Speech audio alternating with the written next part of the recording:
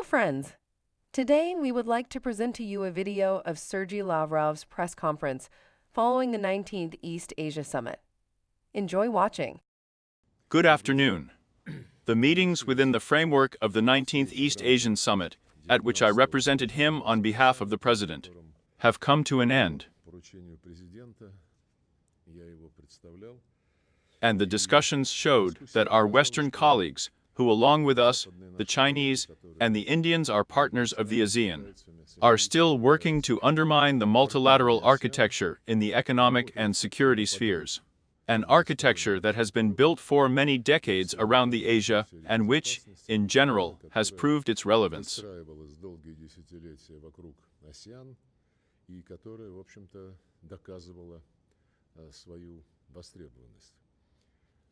However, the United States, its allies, have now obviously taken a course to include the Asia-Pacific region in the NATO zone of interests. Numerous narrow, closed, military political associations controlled by the Americans are being created here. This is the three of the USA-Japan-Korea, USA-Japan, the Philippines. There is such an Indo-Pacific quartet: Australia, New Zealand, South Korea, and Japan. And all this, of course, does not contribute to teamwork. It all fragments this common space and divides it into its own and others.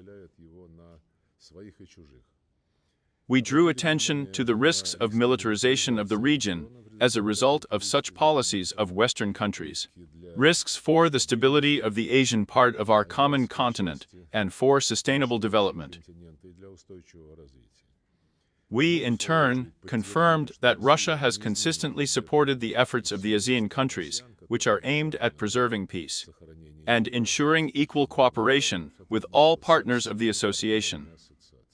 The West wants to make ASEAN its main partner and to target this partnership against the interests of Russia and China first of all. On such a foundation, independent of the political conjuncture, I mean our relations with the ASEAN, we have been building strategic cooperation with the association for more than 3 decades. Next year, we are celebrating the 20th anniversary of the first Russia-ASEAN summit and the adoption of a joint declaration on a developed and comprehensive partnership. Russia prefers to politicize events within the framework of the East Asian summits, to promote a number of initiatives in such areas as anti-pandemic response, contacts between people, including tourism, and support for volunteering.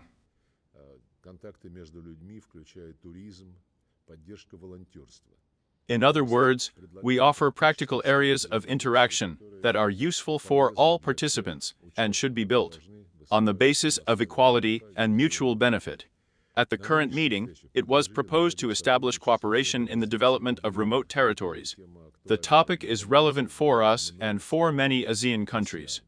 In addition, at today's meeting, we formulated and disseminated comprehensive considerations on issues of cultural and social interconnectedness.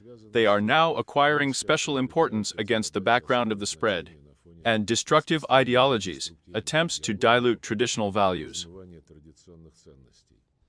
Many of the ideas voiced in the speeches of the ASEAN colleagues on strengthening the regional architecture echo our well-known initiative to form an architecture of indivisible security and equitable development in Eurasia. This year, the guest of the association for the 3rd time at the East Asian Summits was the Secretary-General of the Shanghai Cooperation Organization, who made a very positive proposal to establish contacts between the SCO and the OSEA in various areas that are relevant for the development of the participating countries.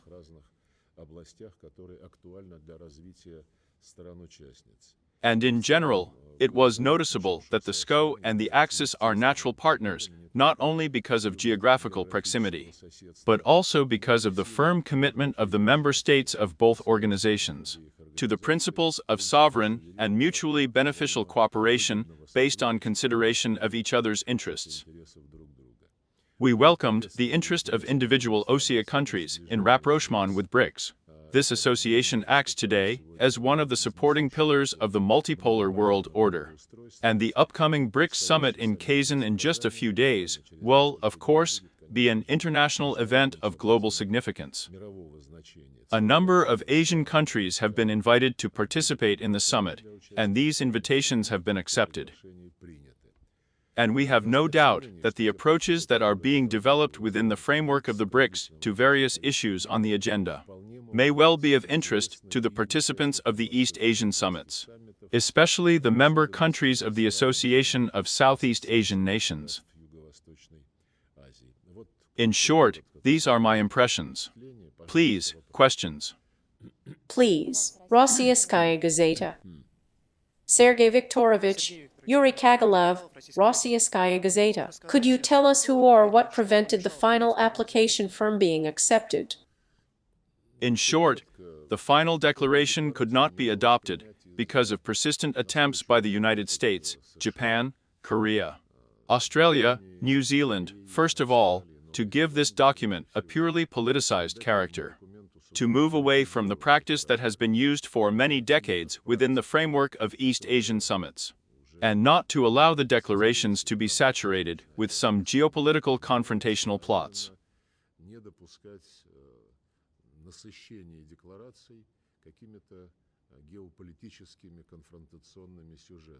In recent years, the declarations have set out the direction of practical cooperation in the economy, trade, investment, in the humanitarian sphere, and so on.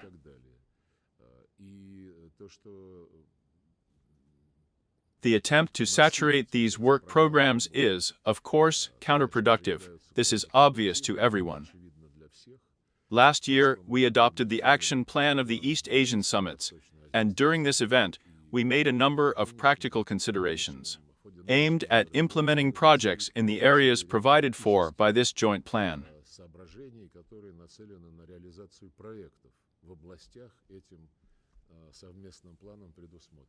The West methodically blocked all these actions, demanding in return that we sign all mortal sins. In connection with what is happening in Ukraine, where the United States and its allies provoked a coup d'etat, and have since supported the actions of the criminal Kiev regime. That's probably the main reason. And the ASEAN countries are well aware that this does not contribute to the development of cooperation in the format of East Asian summits. Anastasia Dambitskaya, Kommersant Sergei Viktorovich, commenting on the results of the meeting of the ministry held here in Laos, Russia, in July. Asian. You said that Asian supported the idea and was grateful in Moscow for the fact that Moscow stands for the central role of Asians in the region. And what can Moscow be grateful to ASEAN for in the context of its regional problems? For the same central role, ASEAN. We are convinced that defending its central role, and this is not easy to do in a situation when our Western colleagues are trying to split the scene. It requires political will to defend the central role of the ASEAN in these conditions.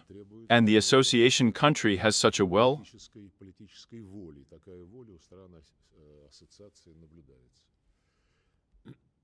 Please, RT International. Donald Korsh Sergei Viktorovich, shortly before the summit, the new Prime Minister of Japan proposed to create an Asian analog of NATO. According to him, without this association, new conflicts may arise in the region. In your opinion, how can we? What conflicts can threaten this region, and how can they be prevented? Any militarization, any ideas about the creation of military blocs always carry risks of confrontation, which can go into a hot phase.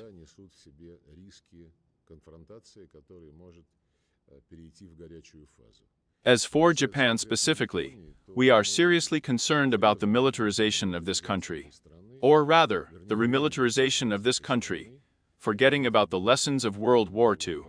The Japanese leadership is pursuing a course to increase defense spending, modernize basic doctrinal documents that include the concept of the possibility of preemptive strikes, Japan's participation in American plans to create a global missile defense systems, with the possibility of deploying medium and shorter-range ground-based missiles on Japanese territory.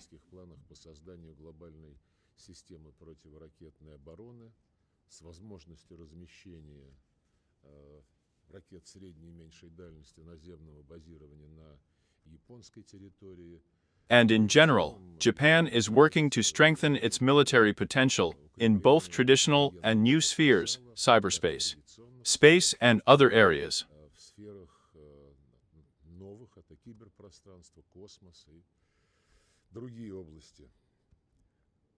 The number of naval exercises with the participation of the United States and other NATO members, in which Japan is involved, is growing, and work is underway to combine these narrow block formats.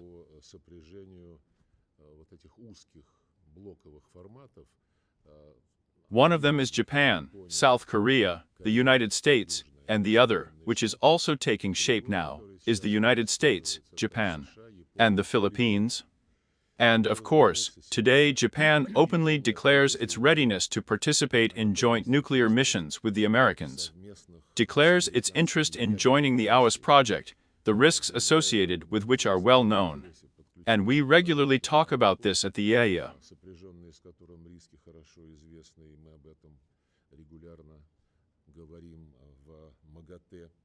And in general, such an outright rejection of the peaceful development of the country, of course, cannot but worry. This could lead to the dismantling of the entire system of the modern world order, its replacement, the very rules-based order, that the Japanese Prime Minister spoke about at length again at the meeting today.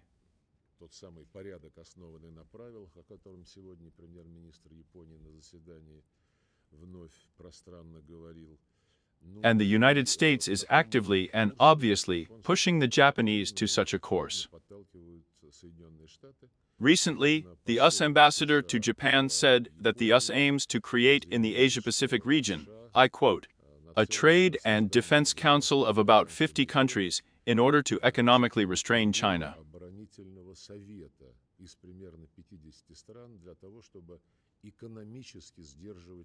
In other words, aggression and confrontation are introduced not only into the military-political sphere, but also into the economic sphere, hindering universal approaches to ensuring inclusive formats of mutually beneficial economic cooperation.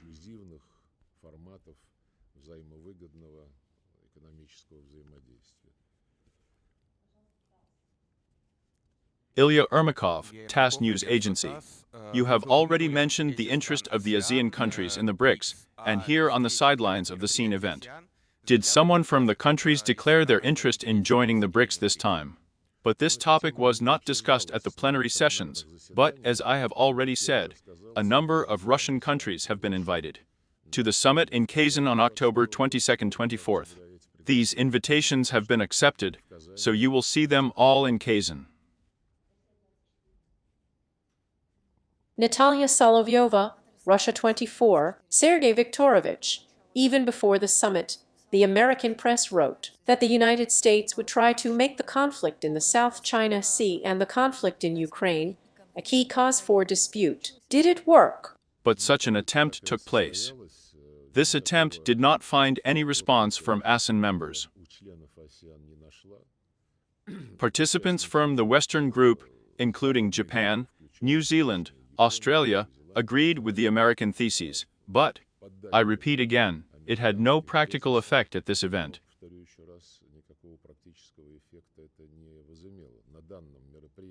But the fact that in real life, the United States is building military-political alliances of a closed bloc nature, of course. This is aimed at deterring both China and Russia. The topic of the South China Sea sounded quite often in the statements of the participants.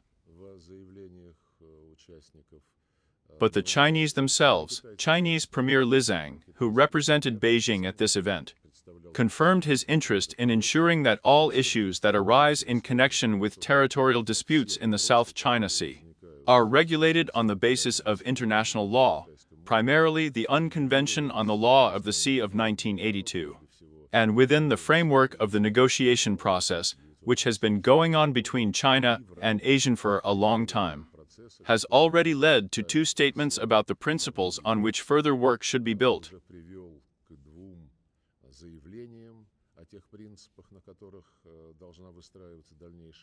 Now this work is underway in the direction of agreeing on a code of conduct in the South China Sea between Beijing and the ASEAN countries. Sergei Viktorovich, Zvezda TV channel, Natalia Zhukova. You have already mentioned that. Not heard. Is it not working? It seems to me. All right. You have already mentioned that Washington prevented the adoption of the final declaration. Nevertheless, does the United States really continue to use the platform of the East Asian Summit in order to deploy, so to speak, this platform for its interests as a battlefield between China and Russia? Not between China and Russia. I'm sorry, but you use this platform in order to like this. Well, so it is. And it is precisely for these purposes that all the efforts that are being made now, in the framework of promoting the so-called free and open Indo-Pacific region, are directed. This slogan is paradoxical, given that all the practical steps of the United States and its allies are aimed at closing themselves off from Russia, closing themselves off from China, and pulling as many Asian members to their side as possible. The Philippines, in particular, is actively courting Washington. In other words, there is, of course, no talk about any open Indo-Pacific region in the concept that the United States is currently guided by. And when today the United States and its allies unanimously reaffirmed their commitment to the central role of ASEAN in the development of cooperation in this region, they, of course, to put it mildly, were lying. Because everything they are doing is aimed at deterring China and Russia, and everything is sacrificed to this task, including what has been accumulated over many decades, within the framework of an axiocentric format that was convenient for everyone, which took into account the interests of everyone.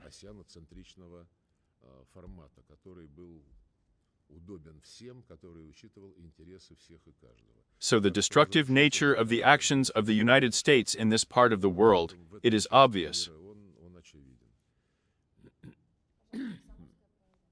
Sergei Viktorovich, 2 days ago. It doesn't work at all. You can talk without it. The Ukrainian ambassador to Turkey said 2 days ago that, according to his information, a peace conference on Ukraine may be held in December after all. Do you think Russia should react to this kind of casting of fishing rods? Or is it worth it, because the results of the US presidential election will be known in November? But I do not follow the information that is periodically voiced by Ukrainian representatives of various levels. We are not interested in it. Our position was very clearly stated by the President of the Russian Federation on June 14th of this year at a speech at the Ministry of Foreign Affairs. This position is being consistently implemented in practice, and we will bring the matter to an end. Good afternoon, Sergei Viktorovich.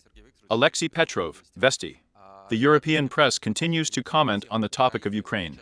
Here, in particular, the Italian Courier of the Dulzer wrote that Zelensky could agree to a ceasefire along the current front line, subject to security guarantees from the United States and accelerated entry into the European Union.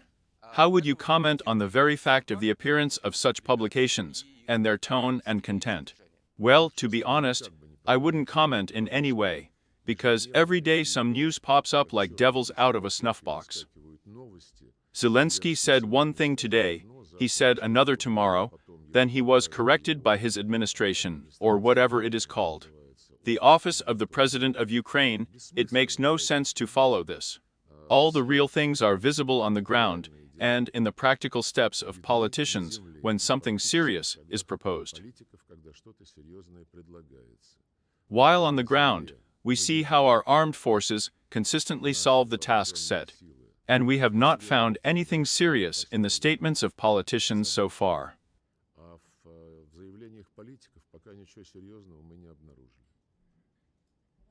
Good afternoon. Ksenia Shakalova, Sputnik News Agency. Sergei Viktorovich, according to official statements, the Iranian parliament is seriously considering the possibility of the country's withdrawal from the Treaty on the Non-Proliferation of Nuclear Weapons in anticipation of a possible retaliatory missile strike by Israel. Do you think that if Iran withdraws from this treaty, the next step may be the creation of nuclear weapons by this country? And how do you assess the chances of success of international players to convince Israel not to launch a new missile strike? Israel not to launch a new missile strike on Iran? I think we have four subjunctive moods here. If something happens, if the reaction to it is something like this.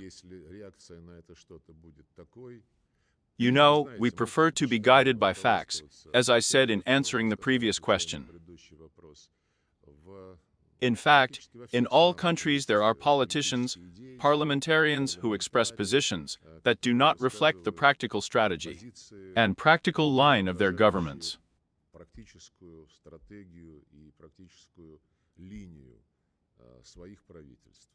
We have seen examples of this many times.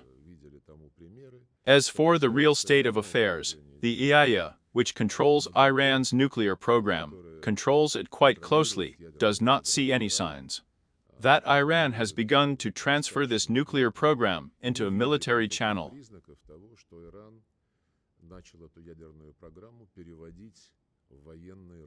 And the IAEA regularly submits such reports to the governing councils. We proceed from these professional assessments. But, of course, if plans or threats of an attack on peaceful nuclear facilities of the Islamic Republic of Iran are implemented, it will be a very serious provocation.